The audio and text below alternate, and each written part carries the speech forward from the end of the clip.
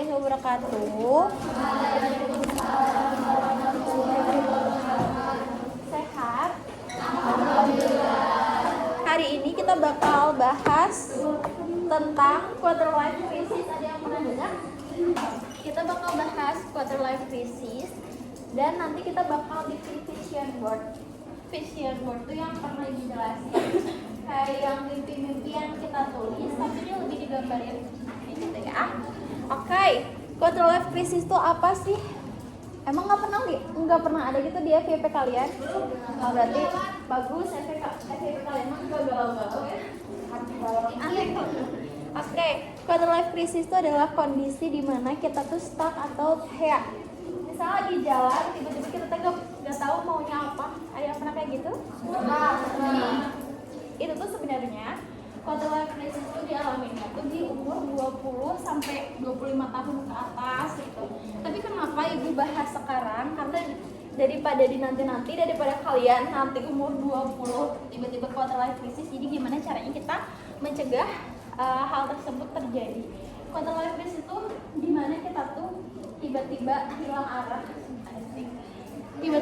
arah, tiba-tiba kayak, atau kalian lagi burn out gitu, misalnya kalian lagi ngejalanin kehidupan kalian, tiba-tiba kalian tuh kayak, ini tuh arahnya kemana sih, yang aku ambil tuh benar gak sih jalannya gitu kan, atau udah ngerasain ada ya sedikit, tapi akan lebih parahnya tuh di umur 20-an gitu kan.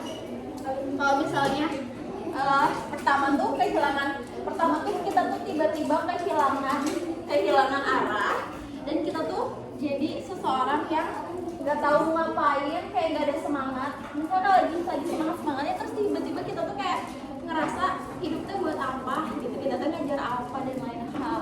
Dan itu tuh kondisi tersebut tuh bisa jadi berkondisi quarter life crisis itu ada kondisi di saat kita tuh lagi ngejalanin hari yang baik-baik aja, tiba-tiba kita kehilangan semangat, tiba-tiba kita teh kayak bengong, hidupnya mau apa dan kita harus ngejalanin apa dan lain hal. Terus kita tuh cenderung menyalahkan diri kita sendiri atas apa yang terjadi, padahal itu tuh pilihan kita sendiri.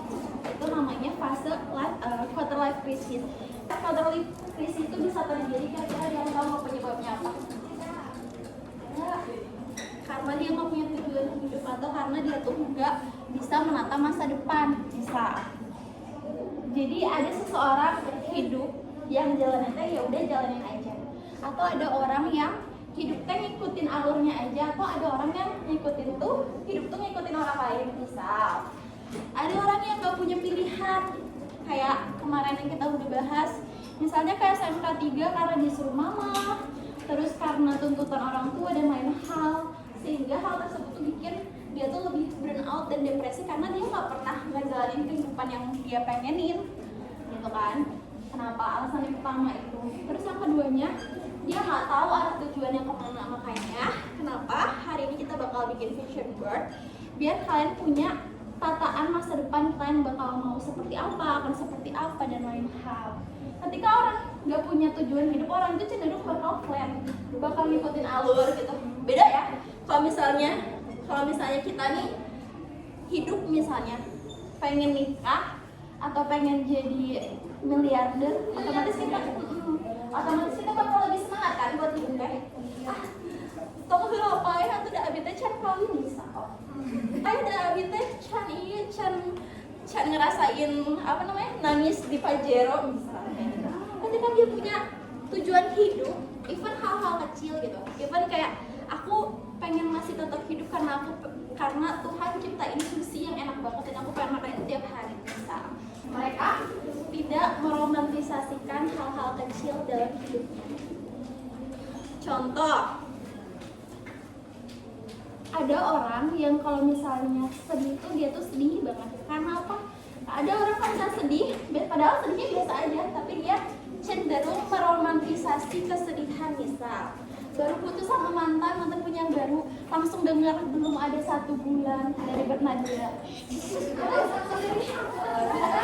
Terus ya, ketika dari kita punya habitnya udah jelek, kita punya habit yang jelek, terlalu meromantisasikan kesedihan, otomatis otomatis ketika besar segala hal gagal dalam hidup kita tuh bakal lebih dipurukin, bakal lebih bakal lebih depresi, bakal lebih burnout lagi. Mereka terlalu cenderung meromantisasikan kesedihan, gitu ya.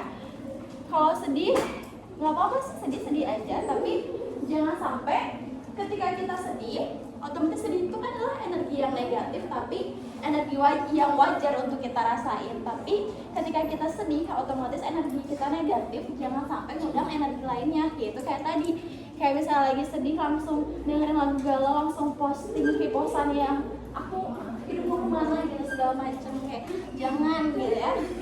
Sih cara kita lebih bisa enjoy sama hidup kita sendiri ya, dengan cara meromantisasikan kehidupan. Contoh, aku hari ini aku tuh apresiasi banget sama diri aku sendiri karena misalnya masih sakit tapi masih bisa masih bisa masuk kelas, meromantisasikan misalnya kayak hal apapun tuh harus diromantisasi gitu. Jadi jangan sama ke si ayang aja, tapi sama diri sendiri juga perlu gitu. Bentuk mencintai diri sendiri, misalnya ngelihat pemandangan, misalnya pemandangan gunung, romantisasi dalam hati kalian, oh aku sama Allah masih dikasih kesempatan untuk melihat pemandangan-pemandangan yang indah. Kita mulai buat bikin vision boardnya. Bawa HP semua? Punya aplikasi Pinterest? Punya. Nanti di Pinterest kalian cari semua ini. Misal dari yang pertama adalah karir. Kalau misalnya untuk karir nih kan, searching nih karir kalian pengen seperti apa. Apakah misalnya pengen jadi business owner, kalian cari misalnya business owner web, kalian searching aja di Pinterest business owner cake dan lain hal, terus cari gambar yang paling sesuai atau paling menggambarkan, wah aku pengen kayak gini banget, kayak gitu ya.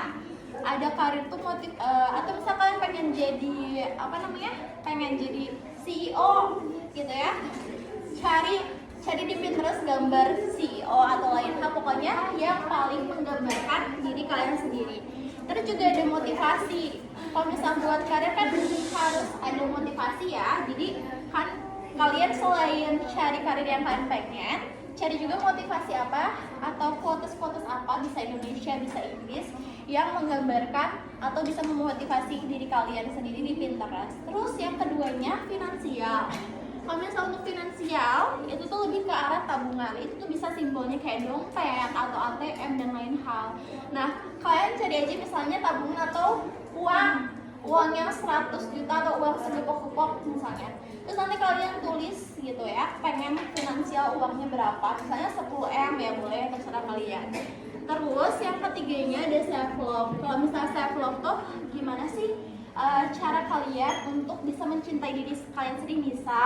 Misal kalian self love-nya nanti kalau misalnya udah punya uang pengen treatment tiap bulan, atau misalnya pengen pokoknya cari sebanyak-banyaknya sesuai yang kalian pengen gitu. Jadi untuk semua itu nggak harus satu, tapi gambar mana aja yang menggambarkan diri kalian. Misal self love-nya tuh treatment atau maskeran, atau self love-nya beli barang branded gitu ya. Terus yang keempat ada keluarga.